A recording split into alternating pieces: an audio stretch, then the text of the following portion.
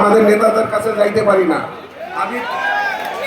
আমি প্রধানমন্ত্রীর কাছে দাবি জানাবো, আমরা যে যার নেতৃত্বে রাজনীতি করি সবাইকে আপনি বলে দিবেন যাতে আমাদের কথা জানি তারা শুনে, এই আশা ব্যক্ত করে আপনার দীর্ঘায়ু কামনা করে আমার বক্তব্য এখানে শেষ করছি। আসসালামু আলাইকুম। ধন্যবাদ সিরাজ ভাইকে। এখন গুলশান থানা নেতৃত্ব বক্তব্য রাখবেন। এই অনুষ্ঠানটি সঞ্চালনা করবেন মহানগর উত্তর যুব দলের সংগ্রামী আহ্বায়ক জনাব শরীফুদ্দিন জুয়েল। বিসমিল্লাহির রহমানির রহিম। এখন গুলশান থানা যুব দলের গুলশান থানার পক্ষ থেকে এখন এই পর্যায়ে বক্তব্য রাখবেন গুলশান থানা শ্রমিক দলের আহ্বায়ক মোহাম্মদ আরিফ হোসেন। গুলশান থানা শ্রমিক দলের আহ্বায়ক মোহাম্মদ আরিফ হোসেন।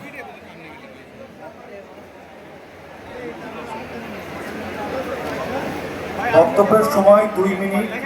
সবাই 2 মিনিটের মধ্যে বক্তব্য শেষ করার জন্য অনুরোধ করছি।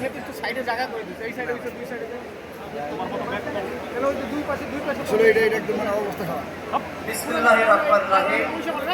আসসালামু আলাইকুম ওয়া রাহমাতুল্লাহ। আজ 15ই আগস্ট বিএনপির সাবেক চেয়ারপারসন, 3 বারের সাবেক সফল প্রধানমন্ত্রী, গণতন্ত্রের মা,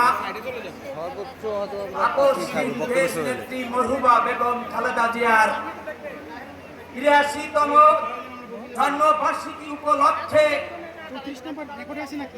উপস্থিত আছেন আজকের এই দোয়া মাহফিলের প্রধান অতিথি, গণপ্রজাতন্ত্রী বাংলাদেশ সরকারের মাননীয় প্রধানমন্ত্রী জননন্দিত জনাব তারেক রহমান।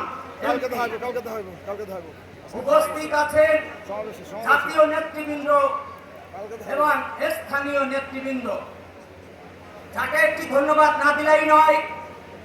ঢাকা 17 আসনে আমরা এমন একজন প্রতিনিধি পেয়েছি যে অত্যন্ত সুশৃঙ্খল ভাবে ঢাকা 17 আসনকে নিয়ন্ত্রণ করে নিয়েছেন। ধন্যবাদ। এই পর্যায়ে বক্তব্য রাখছেন গুলশান থানা ছাত্র দলের সদস্য সচিব মোহাম্মদ ফারুক হোসেন। পরবর্তী বক্তা সালাউদ্দিন মুন্না, গুলশান থানা স্বেচ্ছাসেবক দল। সম্মানিত আসসালামু আলাইকুম। সম্মানিত সভাপতি, উপস্থিত শ্রদ্ধেয় নেতৃবৃন্দ, প্রিয় সহযোদ্ধা এবং উপস্থিত সকল ভাই ও বোনদের আসসালামু আলাইকুম। আজ আমরা গভীর শ্রদ্ধা ও ভালোবাসার সহিত স্মরণ করছি বাংলাদেশের সাবেক 3 বারের প্রধানমন্ত্রী